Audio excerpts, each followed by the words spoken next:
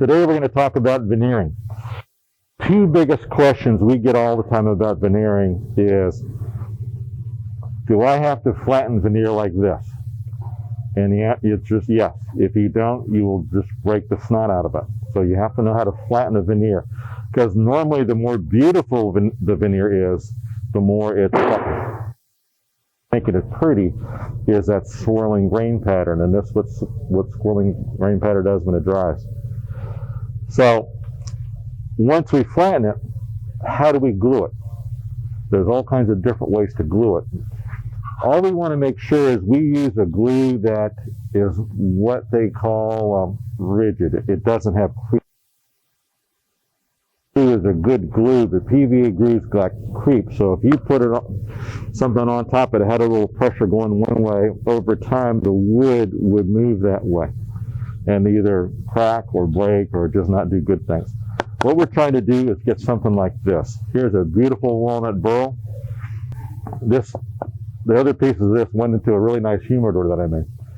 So this is what we're trying to do. Give a good, beautiful wood and just give what we want to do a step above, a good luster.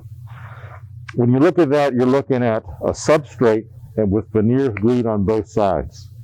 When the substrate is 1/4 of an inch or thinner, you really need to do veneers on both sides, because as the veneer dries, and if it's a thin substrate, it's going to warp. It's going to actually turn. Usually I've found anything over 1/4 of an inch thick won't warp, especially if it's plywood or MDF. But you can see, here's 1/4 inch here, 1/4 inch here, and even though I'm pressing really hard, I'm getting a little warp. So something that you could see, but it's nothing like it's for the really thin stuff. So I want a 1/4 inch and above is good for substrate. I don't like to use less than 1/4 inch thick on substrate unless I'm rounding, I'm curving it on purpose. First thing to do, we needed to flatten a piece of veneer. And how we're going to do that, we're going to take our veneer, we're going to get some plywood boards, we're going to clamp it between. We're also going to get some paper towels. Towels are to take the excess, let's do it this way, are to take the excess solution, flattening solution. Make sure everything fits here. There we go.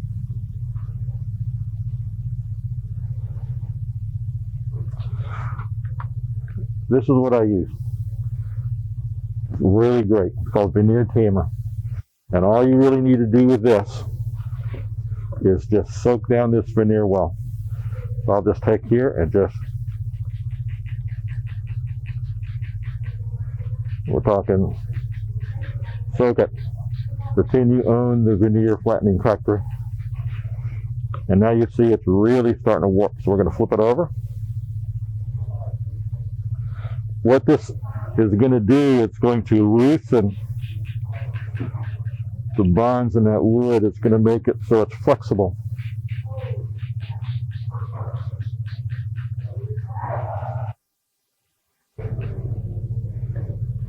The paper towels are going to help hold it in place.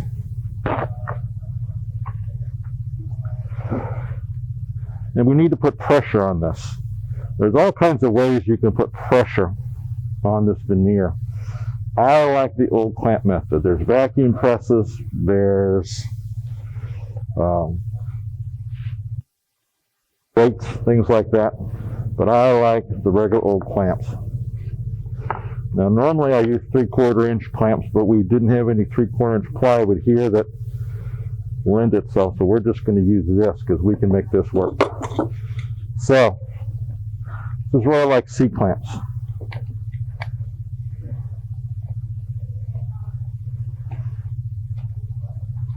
Like everything else in woodworking, there's no such thing as too many clamps.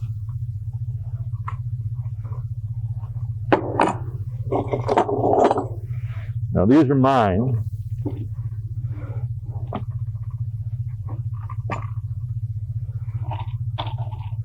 And the nice part about these is they are very good. They're easy to use.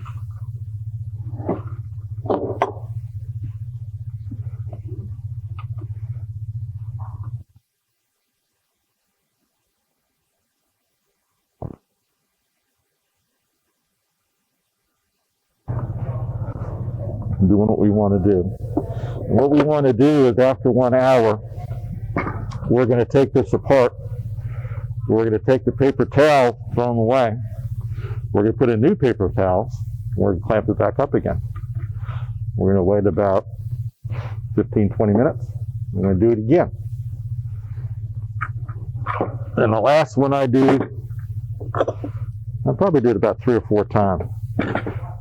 If you ever see a place that says use newspaper print, they're talking about printed on it. Don't use newspaper print with printing on it because you get the printing all over your veneer. I use paper towels. Paper towels are easy. We just want good pressure on it. Yeah.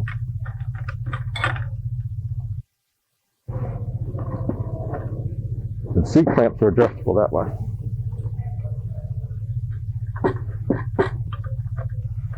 So what we're doing, this pressure is going to force the veneer to flatten. The veneer tamer is going to make it so it'll flatten and not break. And we want to let that sit for, like I said, an hour. So after an hour, we're going to take it off and we're going to start reclamping with paper towels. And what we're going to get is this. We're going to get a nice, beautiful piece of veneer that we can glue. Okay? Nice and flat, very supple. Now's the time to do it. Now, put it on the table and come back and get it the next day. It's going to be curved again. So while it's like this, it's a little damp now, but we don't care. This is what we want. So, how do we glue that? Besides very carefully. I like to get my clamping boards about a little bigger than the veneer I'm working with. So here are my clamping boards for this. So I want to put a glue on this, and I want to put it on a substrate. It's okay if the veneer hangs over. Okay? Actually, you kind of want the veneer to be a little bit bigger than the substrate. So there's my substrate here. This is my veneer here. Now, normally, if I was doing this with a 1/4 inch, I do veneer on both sides, like you saw here. Just for the demo, this is fine. If you're using a small piece of veneer, you need that second piece, but if you're going to use a larger sheet, you really should. So, we're going to glue this. How are we going to do this? Well, first thing we're going to do is pick a glue. Now, there's all kinds of ideas about glue, and a lot of different glues work. Here's the thing. The best veneer glue in the world is hide glue. I think I glued the top on there.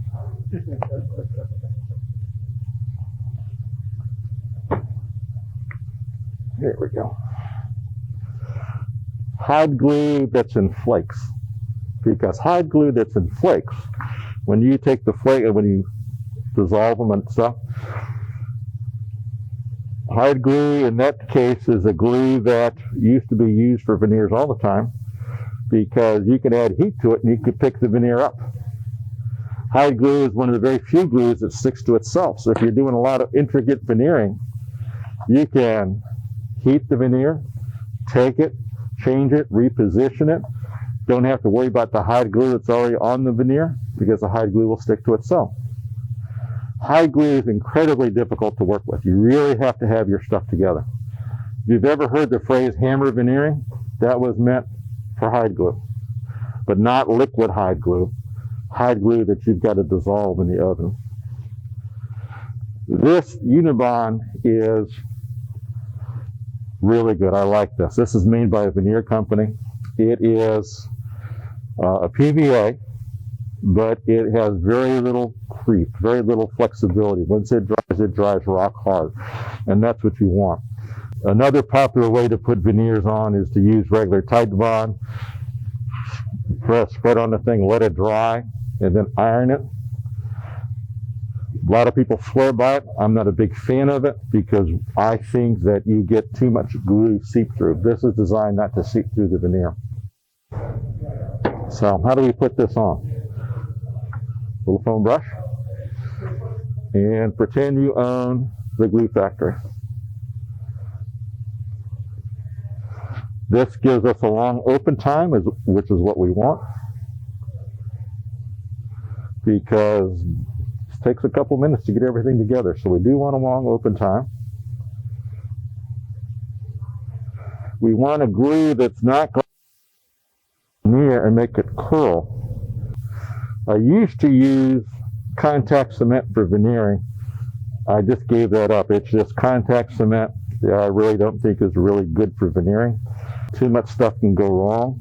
If you don't have the contact cement dead flat on, you've got to put on with rollers. And this is just so much easier.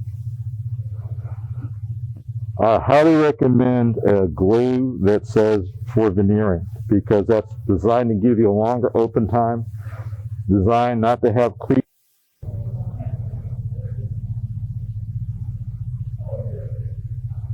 And anything that you don't put glue on is not going to stick to the substrate. So you want to make sure you got the glue everywhere. And I like to use the substrate because I don't care about glue on that. Okay, so this is ready to go. And now we put glue on our substrate.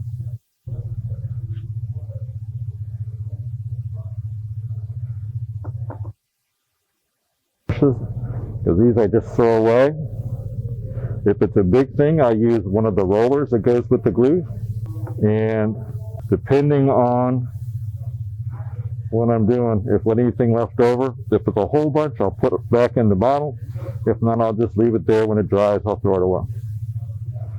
And it comes right out of that silicone mold. How long an open time do I have on this once I started gluing? For this glue, probably somewhere in the area of 20 to 30 minutes, depending on temperature and humidity of the room that I'm in. The hotter it is, the more humid it is, faster it'll set up. Okay. One of the things I really like about this is that, unlike contact cement, I can move this around. So just make sure everything is covered.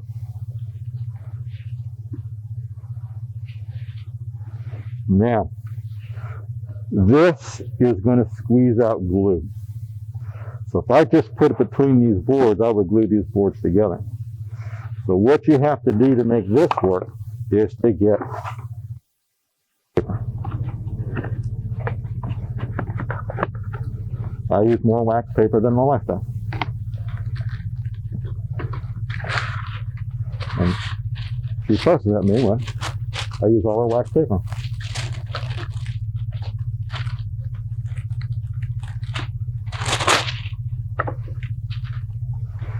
Now, what we want to do is make sure we got enough to cover. I need a little bit more.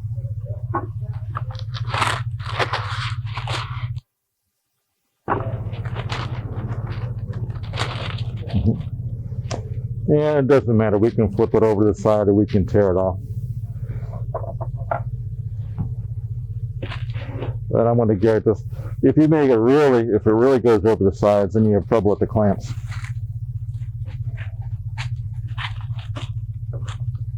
All you need is one piece. per side.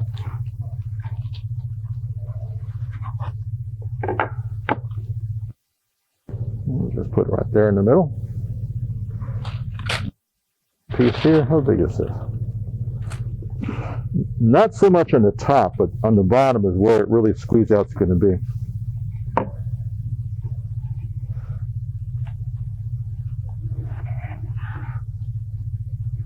So here's what we want. We'll start our clamping with this.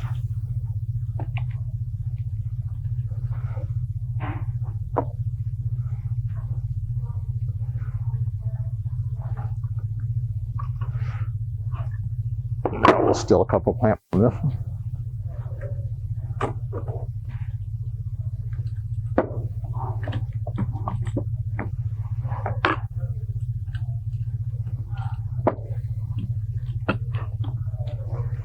Now I normally let this sit in the clamps overnight.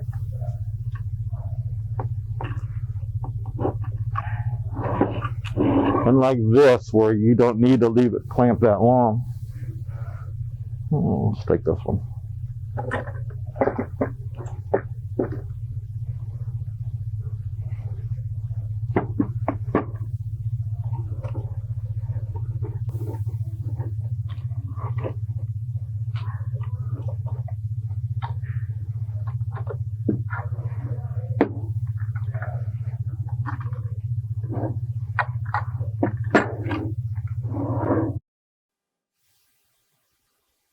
Sit overnight. I'm going to play with this here, do them a little bit. Now, tips I've got for you guys. So, Veneer tamer, Unibond, or if you're going to use the Type Bond makes a veneer glue. I would use that instead of what the regular PVAs, because that veneer glue is the veneer. Veneer is so thin. If you're using 16th inch veneer, then you can use any glue.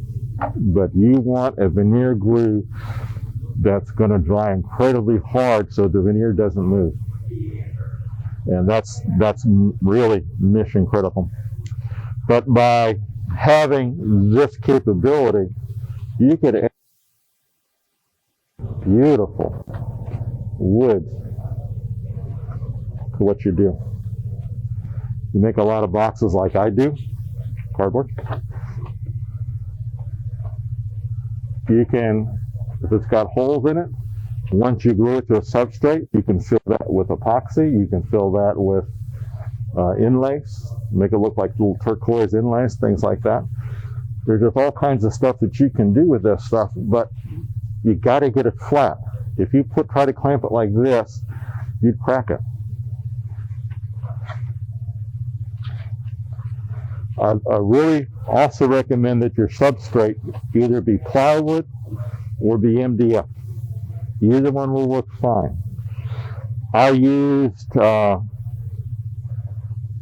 beautiful piece of veneer on just a regular piece of poplar that I had. I thought that'd be great, work right. Put it on there. The poplar moved, cracked the veneer. So I got this nice little box with a crack right down the middle of the veneer. So I don't use that anymore. It taught me that you've got to have a substrate that's not going to move. Plywood and MDF are your best bets.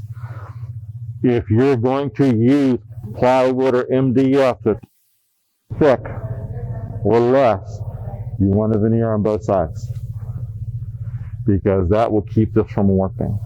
I haven't had an issue with anything bigger than 1/4 inch. Normally my veneers are between 1/4 and a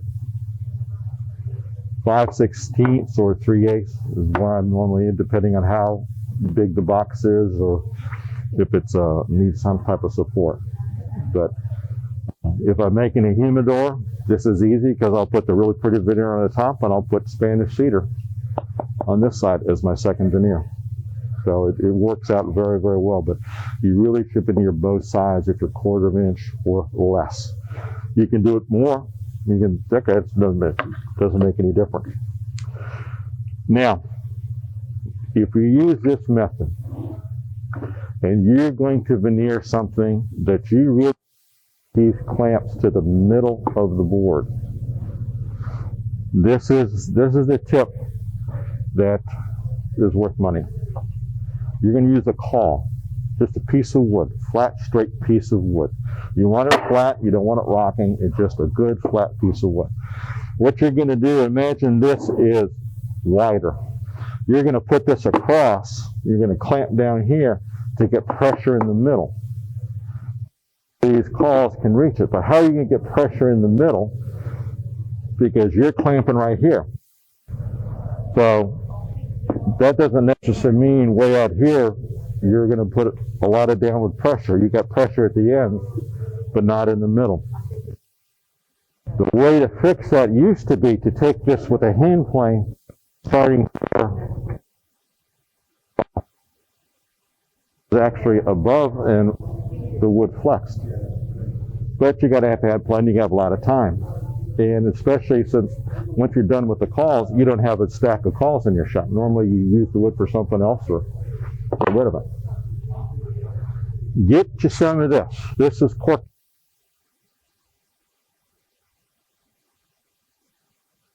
But if I was going to use this as a caul, what I would do is I would take about this much tape.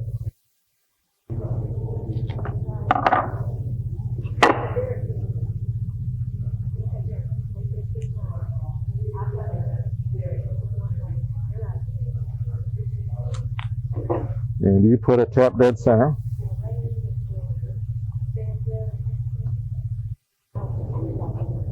Okay, now we've just 5 seconds what we do with the plane iron.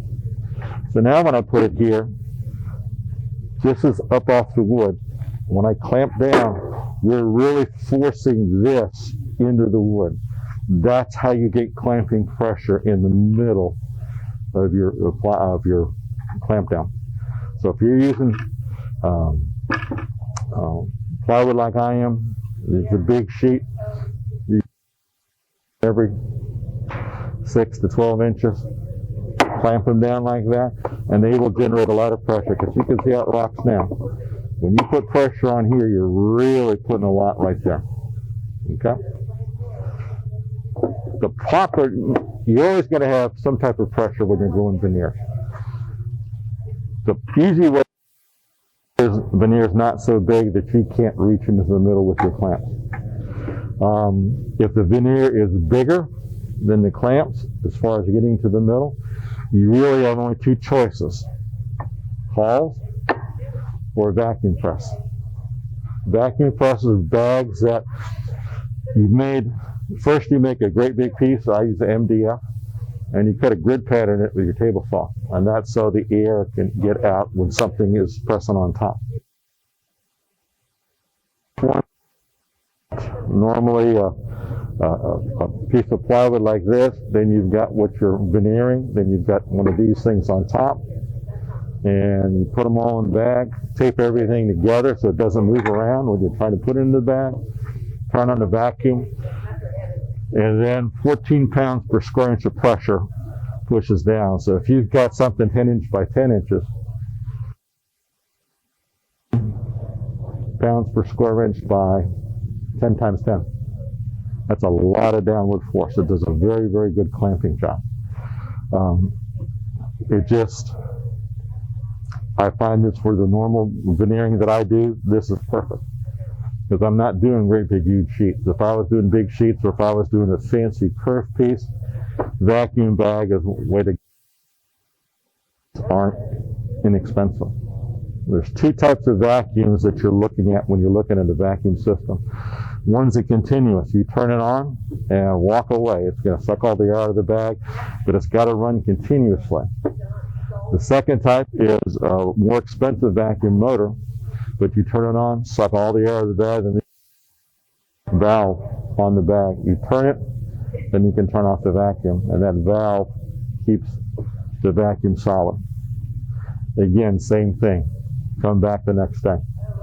Put it in clamps, come back the next day. But what you're looking for is a way to flatten and a way to glue. Go with glues that say veneer. because they're designed to give you the open time that you need. They're designed not to go through the veneer, even if the veneer is paper thin, and they're designed not to creep. Any questions about anything we've done so far?